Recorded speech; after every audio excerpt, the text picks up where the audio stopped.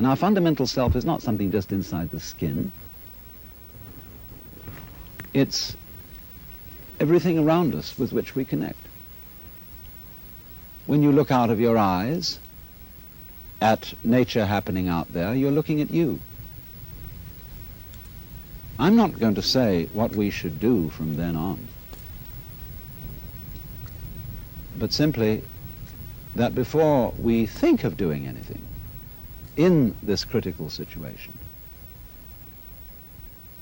we realize the completely illusory nature of the beings that we think we are, and get back again to the beings that we really are,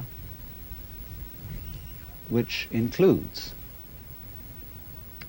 all this outside world.